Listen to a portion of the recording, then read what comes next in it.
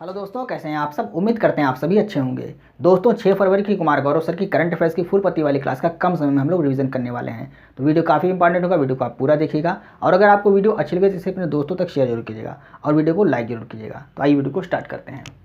पहला प्रश्न है, ग्रैमी अवार्ड 2024 में ग्लोबल म्यूजिक एल्बम पुरस्कार से सम्मानित फ्यूजन बैंड शक्ति का संबंध किससे है। तो ये फ्यूजन बैंड शक्ति जो है ये किससे संबंधित है। तो इसमें 4 लोग शामिल थे। कौन कौन से? ये 4 लोग शामिल थे।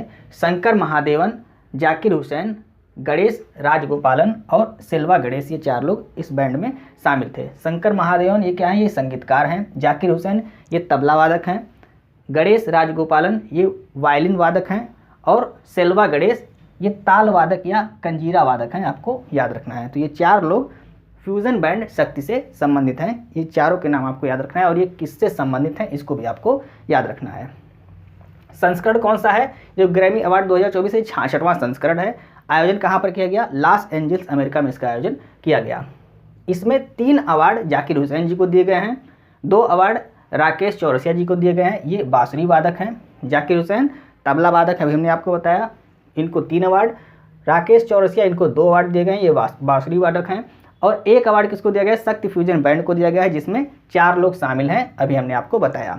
दिस मोमेंट एल्बम के लिए द ग्लोबल म्यूजिक श्रेणी में यह अवार्ड इनको दिया गया है। किसको? शक्ति फ्यूजन बैंड को यह अवार्ड दिया गया है।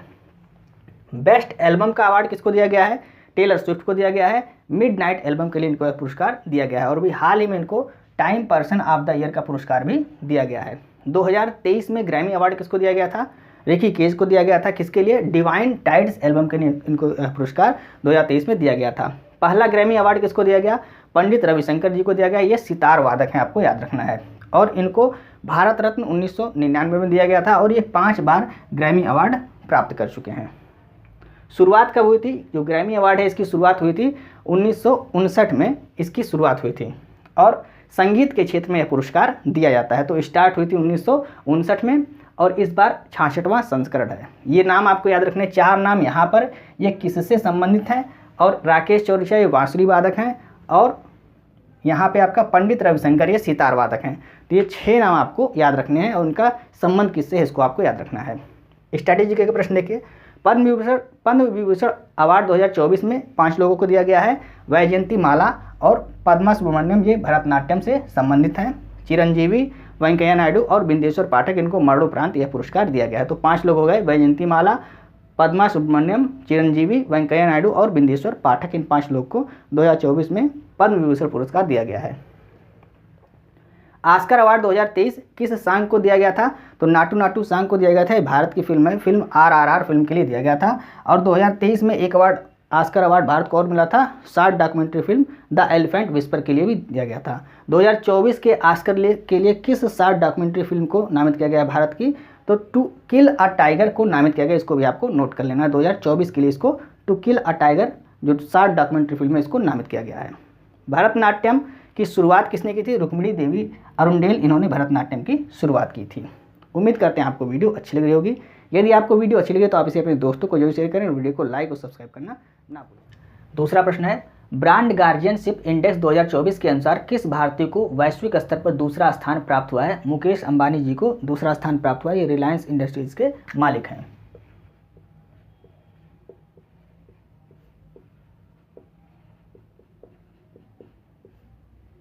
इनको दूसरा स्थान प्राप्त हुआ है। पहला स्थान किसको प्राप्त हुआ है? पहला स्थान हुआतेंग सा इनको प्राप्त हुआ है। ये इनकी कंपनी कौन सी है?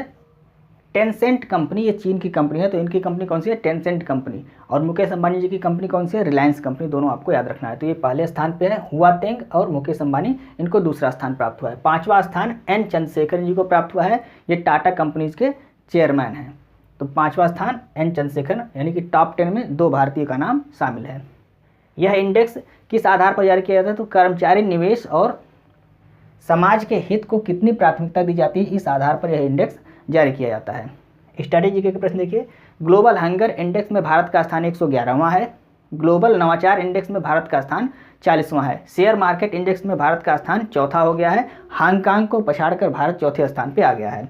ग्लोबल जेंडर गैप इंडेक्स, इसमें भारत का स्थान 127वां है। नेक्स्ट प्रश्न है, हाल ही में अंतरिक्ष में सर्वाधिक समय तक 878 दिन और 12 घंटे बिताने का नया विश्व रिकॉर्ड किस अंतरिक्ष यात्री ने बनाया है? ओलेग कोनो, ये रूस के अंतरिक्ष यात्री हैं।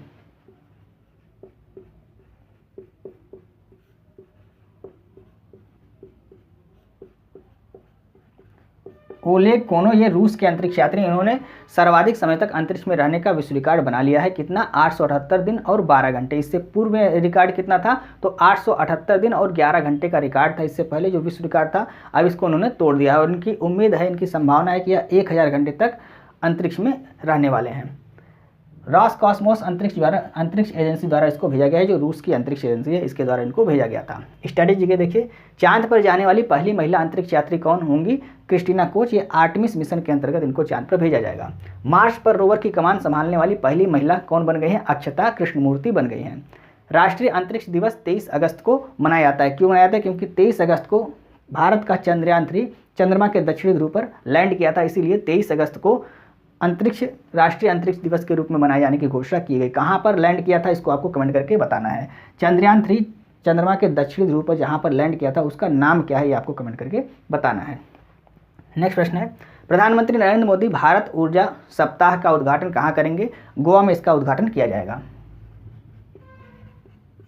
गोवा में इसका उद्घाटन किया जाएगा। दूसरी बार आयोजन हो रहा है ये, और कब होगा? 6 से 9 फरवरी के बीच इसका आयोजन किया जाएगा। पहली बार कहाँ पर हुआ था? पहली बार आयोजन बेंगलुरु में इसका किया गया था। तो पहली बार जो भारत ऊर्जा सप्ताह, इसका पहली बार आयोजन कहाँ पर किया गया था? बेंगलुरु में किया गया था। दूसरी बार गोवा में किया जा रहा है और प्रधानमंत्री मोदी द्वारा इसका उद्घाटन किया जाएगा। यहाँ पर 6 देशों के मंडप लगाए जाएंगे। ये इस बार जो है गोवा में आयोजन किया है, यहाँ पर 6 देशों के मंडप लगाए जाएंगे। कौन कौन से देश हैं? अमेरिका, यूके, रूस, कनाडा, नीदरलैंड और जर्मनी। ये 6 देश के यहाँ पे मंडप लगाए जाएंगे। अमेरिका की राजधानी क्या है? यूएसए की राजधानी वाशिंगटन डीसी। यूके की राजधानी क्या है? लंदन है। रूस की राजधानी मॉस्को है। कनाडा की राजधानी ओटावा है। नीदरलैंड की राजधानी द हेग है और जर्मनी की राजधानी क्या है? बर्लिन यहाँ की राजधानी है। तो राजधानी आप लिख लीजिए। अमेरिका में किसका मुख्यालय, किस संगठन का? तो IMF और विश्व बैंक का मुख्यालय कहाँ पर? अमेरिका में है। नीदरलैंड द हेग में किसका मुख्यालय? अंतर्राष्ट्रीय न्यायालय का मुख्यालय। इसको भी आपको नोट करना है। इंडियन कोस्ट गार्ड दिवस ये 1 फरवरी को मनाया जाता है। विश्व आर्द्रभूमि दिवस 2 फरवरी को मनाया जाता है। अंतर्राष्ट्रीय मातृभाषा दिवस ये 21 फरवरी को मनाया जाता है। आपको कमेंट करके बताना है राष्ट्रीय विज्ञान दिवस कब मनाया जाता है। कमेंट आप किया कीजिए, चूँकि आपका कमेंट हमें मोटिवेट करता है। और अभी तक अगर आपने जो जनवरी 2024 के महत्वपूर्ण करंट अफेयर्स के प्रश्न उसकी वीडियो नहीं देखी है, तो उस वीडियो का लिंक आपको इस वीडियो के एंड में प्लेलिस्ट में यहाँ पर एंड स्क्रीन पर मिल जाएगा। आप वहाँ से वीडियो को वॉच कर सकते हैं। आइए हम नेक्स्ट प्रश्न को डिस्कस करते हैं। 5वां प्रश्न है, हाल ही में कामाख्या कॉरिडोर परियोजना की आधारशिला कहाँ रखी गई है? असम में इसकी आधारशिला रखी गई है। असम में कामाख्या कॉरिडोर परियोजना की आधारशिला रखी गई है। यह एक शक्तिपीठ है और यहाँ योनि की पूजा की जाती है। जहाँ से मनुष्य की उत्पत्ति होती है उसकी पूजा यहाँ पर की जाती है। और यहीं पर अम्बुबाची मेला का आयोजन भी किया जाता है। कामाख्या माता मंदिर में ही अम्बुबाची मेला का आयोजन भी किया जाता है। PM डिवाइन योजना के अंतर्गत इस परियोजना को स्टार्ट किया गया है। यानी कि जो कामाख्या कॉरिडोर परियोजना है ये PM डिवाइन योजना के अंतर्गत इसको स्टार्ट किया गया है। PM डिवाइन योजना का उद्देश्य क्या था? उत्तर पूर्वी भारत का विकास करना इसका उद्देश्य था और इसी के अंतर्गत कामाख्या कॉरिडोर परियोजना को स्टार्ट किया गया है असम में। आपको याद रखना है उद्देश्य क्या है? पर्यटन को बढ़ावा देने के पर्यटन का विकास करना इसका उद्देश्य है। और यहीं पर एक घोषणा और की गई है, गुवाहाटी में यूनिटी मॉल स्थापित करने की भी घोषणा यहाँ पर की गई है इसी अवसर पर। स्ट्रैटेजी के प्रश्न देखिए, असम में मुख्यमंत्री कौन है? हेमंत बिस्वा वर्तमान में यहाँ के मुख्यमंत्री हैं। राज्यपाल गुलाब चंद्र कटारिया यहाँ के राज्यपाल हैं। राजधानी कौन सी है? तो राजधानी दिसपुर यहाँ की। असम की राजधानी क्या है? दिसपुर है, आपको याद रखना है। नवीनतम शास्त्रीय नृत्य कौन सा है? सत्रिया नृत्य। ये 8वां शास्त्रीय नृत्य है और ये कहाँ का है? ये असम का शास्त्रीय नृत्य है, आपको याद रखना है। तो नवीनतम शास्त्रीय नृत्य क्या हो गया? सत्रिया। ये असम का शास्त्रीय नृत्य है। और लोक नृत्य क्या है असम का? तो बिहू और बगरुम्बा, ये लोक नृत्य है। तो भारत का 8वां शास्त्रीय नृत्य कौन सा है? सत्रिया हो गया है। और लोक नृत्य कौन सा है? बिहू और बगरुम्बा। ये कहाँ का है? ये असम का है, आपको याद रखना है। दुर्लभ गोल्डन टाइगर अभी हाल ही में कहाँ पर देखा गया है? काजीरंगा नेशनल पार्क, ये असम में देखा गया है। काजीरंगा नेशनल पार्क किस लिए फेमस है, आपको कमेंट करके बताना है। नेक्स्ट प्रश्न है, हाल ही में एलोरा अजंता राष्ट्रीय महोत्सव 2024 कहाँ आयोजित हुआ है? तो इसका आयोजन महाराष्ट्र में किया गया है। महाराष्ट्र में एलोरा अजंता राष्ट्रीय महोत्सव 2024 का आयोजन किया गया है। संभाजी नगर महाराष्ट्र में इसका आयोजन किया गया। संभाजी नगर का पुराना नाम क्या था? औरंगाबाद इसका पुराना नाम था, तो यहाँ पर इसका आयोजन किया गया है। 2023 में इसे 7 वर्ष बाद स्टार्ट किया गया था और 2023 के बाद अब 2024 में पुनः इसको मनाया जा रहा है। कहाँ पर आयोजित होगा? महाराष्ट्र में इसका आयोजन किया जा रहा है। महाराष्ट्र के लोक नृत्य कौन कौन से हैं? लावड़ी, तमाशा, लेजिम, ये यहाँ के लोक नृत्य हैं। भारत का पहला यूनिटी मॉल कहाँ पर बनाया जाएगा? उज्जैन मध्य प्रदेश में भारत का पहला यूनिटी मॉल बनाया जाएगा। भारतीय अंतर्राष्ट्रीय फिल्म महोत्सव का आयोजन कहाँ पर किया गया? गोवा में इसका आयोजन किया गया। संस्करण कौन सा था? 54वां संस्करण था और इसमें गोल्डन पिकॉक अवार्ड किसको दिया गया है? एंडलेस बार्डर्स फिल्म को कौन सा अवार्ड दिया गया है? गोल्डन पिकॉक अवार्ड दिया गया है। और सत्यजीत रे लाइफ टाइम अचीवमेंट अवार्ड किसको दिया गया है? माइकल डगलस जी को दिया गया है। इंपॉर्टेंट है, आपको याद रखना है। नेक्स्ट प्रश्न है, हाल ही में open network for digital commerce में शामिल होने वाली पहली मेट्रो कौन सी हो गई है? चेन्नई मेट्रो ये पहली मेट्रो बन गई है।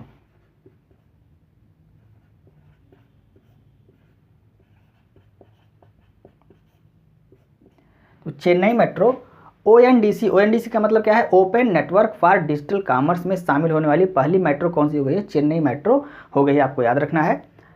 ओएनडीसी द्वारा ऑनलाइन कैशलेस और डिजिटल बुकिंग की जा सकती है। किसके द्वारा? ओएनडीसी के द्वारा, open network for digital commerce के द्वारा। उद्देश्य क्या है इसका? तो उद्देश्य है सहज और सुलभ यात्रा बनाने की। जो मेट्रो में यात्रा करते हैं उनकी यात्रा को सहज और सुलभ बनाना और ऑनलाइन बुकिंग को बढ़ावा देना, ये इसका उद्देश्य है। स्ट्रेटेजी के प्रश्न देखिए, नमो भारत क्या है? RRTS यानी कि रीजनल रैपिड ट्रांजिट सिस्टम है और इसका उद्घाटन कहाँ से किया गया था? साहिबाबाद से इसका उद्घाटन किया गया था। साहिबाबाद कहाँ पर है? उत्तर प्रदेश के गाजियाबाद जिले में साहिबाबाद स्थान है, आपको नोट करना है। अटल सेतु, यह भारत का सबसे लंबा समुद्र पुल है। भारत का सबसे लंबा समुद्र पुल, जो समुद्र के ऊपर बना हुआ सबसे लंबा पुल कौन सा है? अटल सेतु पुल है। इसकी लंबाई 21.8 किलोमीटर है और कहाँ पर है? महाराष्ट्र में यह पुल है। मुंबई को नवी मुंबई से जोड़ता है। सबसे लंबा समुद्र पुल आपको याद रखना है कौन सा है? अटल सेतु है, समुद्र के ऊपर बनाया गया पुल। आइए हम नेक्स्ट प्रश्न को डिस्कस करते हैं। 8वां प्रश्न है, हाल ही में वरिष्ठ IAS अधिकारी राधा रतूड़ी किस राज्य की पहली महिला मुख्य सचिव नियुक्त हुई हैं? उत्तराखंड की पहली महिला मुख्य सचिव नियुक्त हुई हैं।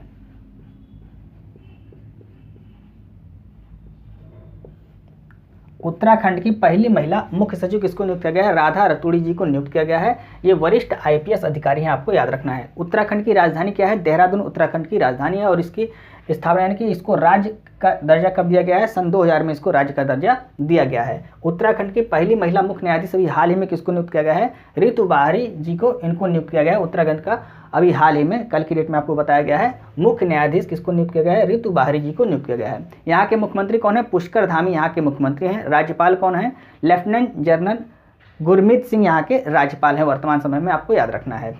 स्ट्रेटेजी के प्रश्न देखिए, महाराष्ट्र की पहली महिला DGP किसको बनाया गया है? IPS रश्मि शुक्ला जी को बनाया गया है। CSIR की पहली महिला हेड किसको बनाया गया है? IPS नीना सिंह जी को बनाया गया है। ओडिशा विधानसभा की पहली महिला अध्यक्ष प्रमिला मलिक जी को बनाया गया है। और तेलंगाना की वर्तमान राज्यपाल किसको बनाया गया है? तमिलसई सौंदर्य राजन जी को बनाया गया है। सभी इंपॉर्टेंट अभी नई नियुक्तियाँ हैं, इसलिए आपको याद रखना है। नेक्स्ट प्रश्न है, देश का पहला तांबे से बना राष्ट्रपिता महात्मा गांधी को समर्पित बापू टावर कहाँ स्थापित किया गया है? पटना में इसको स्थापित किया गया है।